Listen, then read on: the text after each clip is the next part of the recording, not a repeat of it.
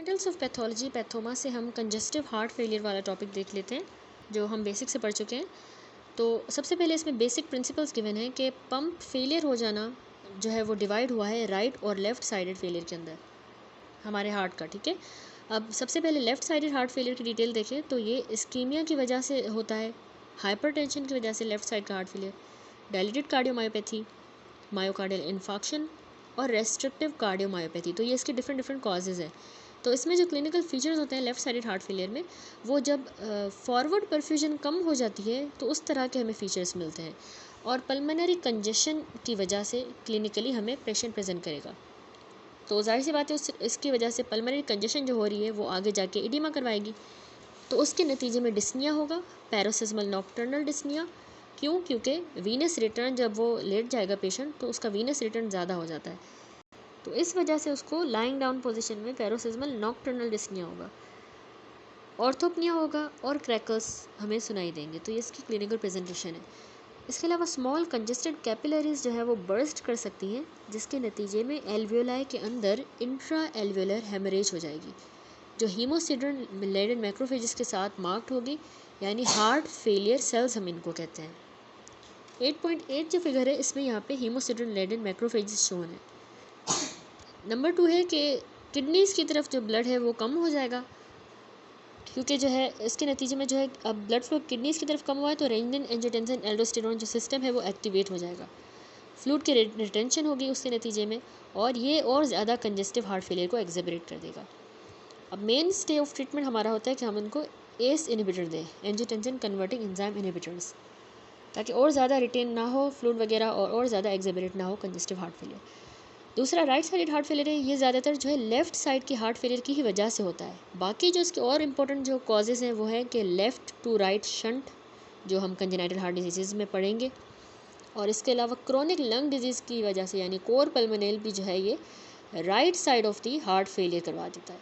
ठीक है, अब क्लिनिकल फीचर्स जो है कंजेशन की वजह से होते हैं, यानी जगलर वीनस डिस्टेंशन मिलती है, और पेनफुल जो है हेपेटो स्प्लीनोमेगेली होगी, और कैरेक्टरिस्टिक नटमैग लिवर याद रखना है, नटमैग लिवर हमें मिलेगा जो इस फिगर में 8.9 में भी दिखाया गया है। तो ये कार्डियक सिरोसिस करवा सकता है। इसके अलावा हमें पिटिंग इडिमा मिलती है, डिपेंडेंट पिटिंग इडिमा। ये क्यों होगी? ये हाइड्रोस्टेटिक प्रेशर के बढ़ जाने की वजह से हमें मिलती है। That's it. इरफान मसूद में भी ये छोटा सा टॉपिक है कंजेस्टिव हार्ट फेलियर। इसमें पहले बताया गया कि ये कंडीशन है जिसमें हार्ट जो हमारा है वो अनेबल होता है कि वो पंप करे ब्लड को एट अ रेट जो कि रिक्वायर्ड है to meet the metabolic demand of the body tissues and organs.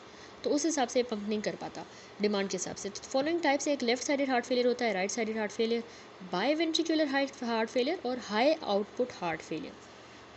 सबसे पहले डिटेल में है left sided heart failure.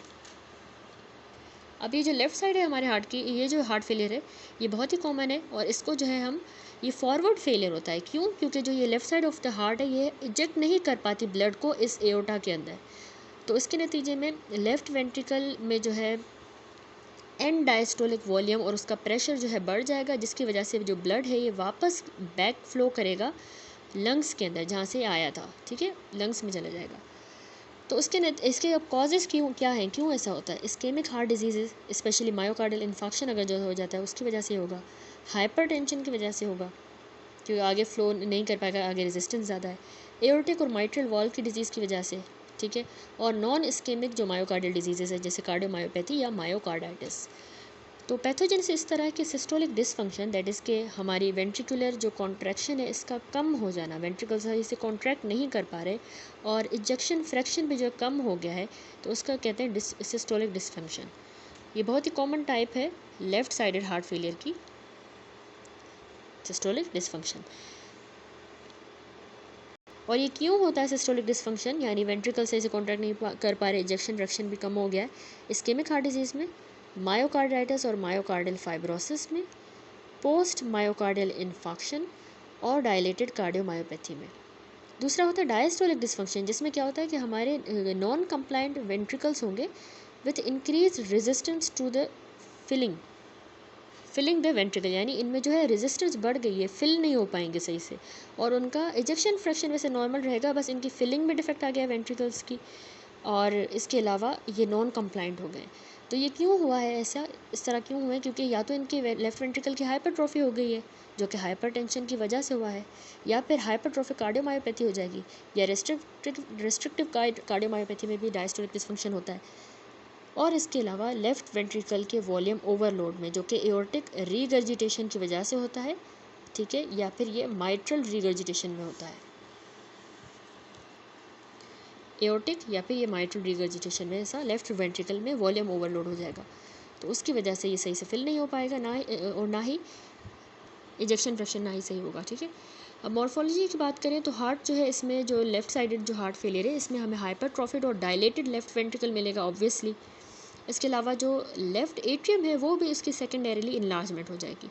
Lungs की अगर बात करें तो लंग्स में पल्मोनरी कंजेशन हो जाएगी और एडिमा हो जाएगी, उसके साथ साथ वो हैवी वेट लंग्स हमें मिलेंगे। हार्ट फेलियर सेल्स जो कि सिड्रोफेजेस होते हैं, हीमोसिड्रिन लेडन मैक्रोफेजेस हमें एल्वियोलाई में मिलेंगी।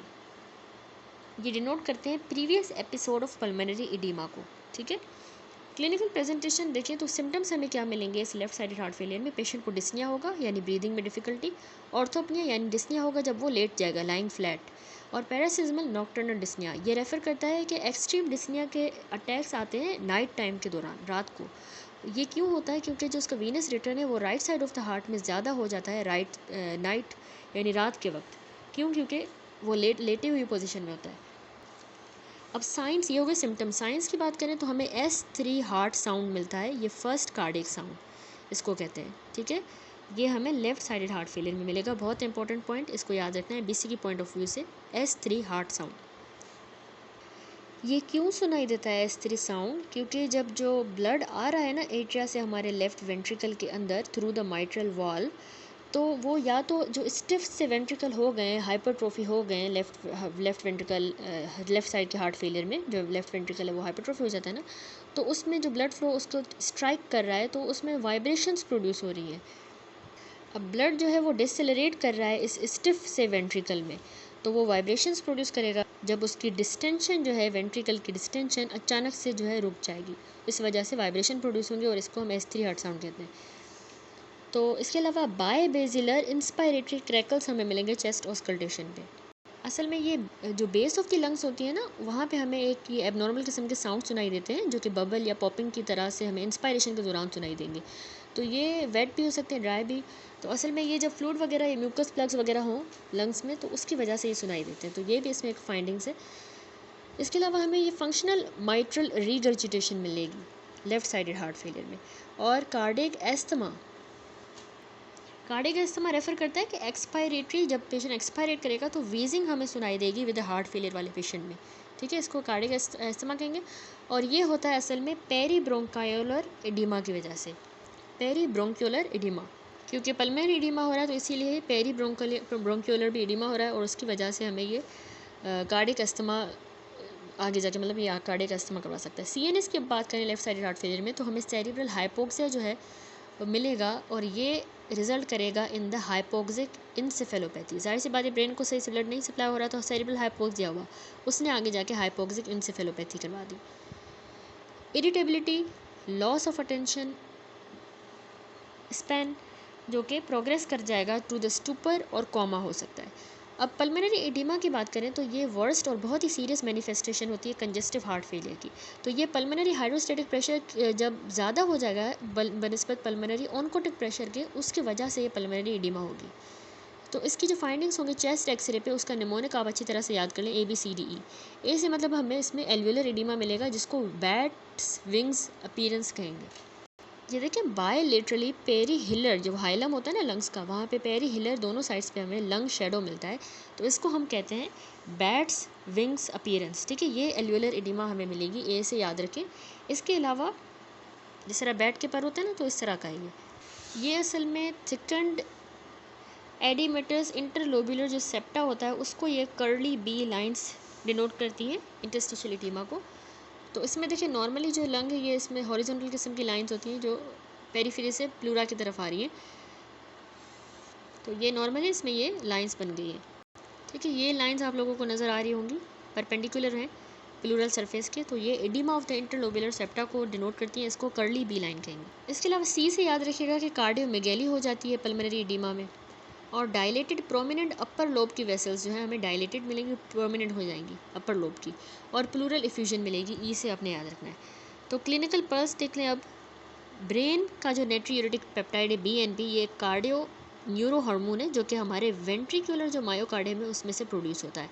अब BNP हम यूज़ कर सकते हैं कि डिस्टिंग्विश करें हम कंजेस्टिव हार्ट फेलियर को बाकी जो कॉजेज़ हैं डिस्निया के, जैसे कि पल्मोनरी इम्बोलिस की वजह से जो डिस्निया होता है, एस्थमा की वजह से और नमोनिया की वजह से, तो उनमें हम डिफ्रेंशिएट करेंगे इस BNP की मदद से। BNP जो है कंजेस्टिव हार्ट फेलियर में बढ़ जाएगा। अगर BNP का लेवल नॉर्मल है तो ये एक्सक्लूड कर देता है कि कंजेस्टिव हार्ट फेलियर नहीं है इस पेशेंट को, क्योंकि उसका लेवल नॉर्मल है। अब अगर हायर BNP के लेवल मिल रहे हैं तो higher the cardiovascular and all cause mortality. That's it. अब आ जाए राइट साइडेड हार्ट फेलियर पे। तो ये बहुत ही छोटा सा टॉपिक है जिसमें लिखा है कि बैकवर्ड अगर फेलियर हो जाता है, क्योंकि जो हमारी राइट साइड है, ये देखिए ये हो गई राइट साइड, ये लेफ्ट साइड, तो backward failure because of the right side of the heart can not pump the blood from venous system into the lungs and blood accumulates in the venous system, पीछे सारा accumulate करेगा venous system में, तो इसको हम कहते हैं right sided heart failure. तो ये कॉमनली जो है हमारी लेफ्ट साइडेड हार्ट फेलियर की वजह से ही होता है। अब इसके कॉजेज़ क्या हैं? दो तो यही हो गए, सिस्टोलिक और डायस्टोलिक डिसफंक्शन। सिस्टोलिक डिसफंक्शन यानी कि हमारी राइट वेंट्रिकल की इन्फेक्शन की वजह से। इसके अलावा डिस्टोलिक फंक्शन हो गया, यानी कि राइट वेंट्रिकल की हाइपरट्रोफी या तो हो गई है, तो मतलब वो फिल वगैरह सही से नहीं हो पा रहा, जिस तरह वहाँ हमने पढ़ा लेफ़्ट साइड हार्ट फेलियर में। इसके अलावा इंक्रीज आफ्टर लोड, यानी कि जो ये लेफ़्ट साइड का हार्ट फेलियर है ये बहुत ही कॉमन इसका कॉज होता है। और पल्मोनरी हाइपरटेंशन, ठीक है, आगे जो पल्मोनरी हाइपरटेंशन है वो भी आफ्टर लोड को क्योंकि बढ़ा रही है, क्योंकि यहाँ से ब्लड ने आफ्टर इसमें ही जाना है, तो आफ्टर लोड ज़्यादा हो रहा है। और प्री लोड बढ़ जाने की वजह से भी ये होता है राइट साइडेड हार्ट फेलियर। अब प्री लोड क्यों बढ़ रहा है? या तो इस ट्राइकस्पिड वाल्व की रीगर्जिटेशन हो रही है, ठीक है, बैक फ्लो हो रहा है ब्लड का, तो उसकी वजह से भी प्री लोड बढ़ जाएगा। अब मॉर्फोलॉजी में हमें जो राइट साइडेड हार्ट फेलियर है उसमें क्या मिलेगा कि जो लिवर और पोर्टल सिस्टम है उनमें कंजेस्टिव हेपेटोमेगैली और ये पेनफुल हेपेटोमेगैली होती है। ये असल में होती है क्योंकि वीनस ब्लड हमने देखा कि कैसे मतलब बैकअप हो रहा है उसका, तो वो हेपेटिक वेन्स में चला जाएगा और सेंट्रल वेन्स के अंदर चला जाएगा, तो इसलिए पेनफुल हेपेटोमेगैली होगी, जिसको हम कंजेस्टिव हेपेटोमेगैली कहते हैं। दूसरा नटमेग लिवर याद रखना है। सेंट्री लोबुलर हेमरेजिक नेक्रोसिस हो जाएगी साइनोसॉइड के कंजेशंस के साथ। साइनोसॉइड्स कंजेस्टेड होंगे लेकिन सेंट्री लोबुलर हेमरेजिक नेक्रोसिस होगी। तो देखिए इस तरह का हमें ये नटमेग लिवर मिलेगा जिसमें सेंट्री लोबुलर हेमरेजिक नेक्रोसिस हो रही है और साइनोसॉइड्स की कंजेशन हो रही है। इसके अलावा कार्डियक सिरोसिस जो है वो कैरेक्टराइज हुई है कि हमें फाइब्रोटिक सेंट्रल एरियाज मिलेंगे as a consequence of long standing right sided heart failure, क्योंकि राइट साइडेड हार्ट फेलियर बहुत टाइम से है तो उसकी वजह से फाइब्रोटिक सेंट्रल एरियाज हम डेवलप हो जाएंगे, उनको हम कहते हैं कार्डियक सिरोसिस। क्योंकि देखिए ना ये हेपेटिक और इनकी जो है पेनफुल किस्म की हेपेटोमेगैली वगैरह करवा रहा है ना, तो इस वजह से राइट साइडेड हार्ट फेलियर अगर ज़्यादा टाइम से रहा तो कार्डियक सिरोसिस हो जाएगी। अब clinical finding right sided heart failure की क्या होगी कि उस पेशेंट को प्रोमिनेंट उसकी जगलर वेन्स होंगी क्योंकि उसमें इनगोर्जमेंट हो रही है, जाहिर सी बात है। इसके अलावा राइट साइडेड यानी S3 और S4 हमें हार्ट साउंड्स सुनाई देंगी, जो कि वही मैंने आपको रीज़न जो बताई थी कि क्योंकि जो है जिस तरह लेफ़्ट साइडेड हार्ट फेलियर में स्टिफ हो गए हैं वेंट्रिकल, तो उसमें जिस तरह जैसे माइट्रल वाल्व से जो है ब्लड एंटर करेगा इन स्टिफ वेंट्रिकल के ऊपर जैसे, तो वो डेसेलरेट करेगा और वाइब्रेशंस प्रोड्यूस होंगी, ठीक है, वाइब्रेशन प्रोड्यूस होंगी। तो वैसे S3 हार्ट साउंड को हम वेंट्रिकुलर गैलॉप भी कहते हैं, ठीक है।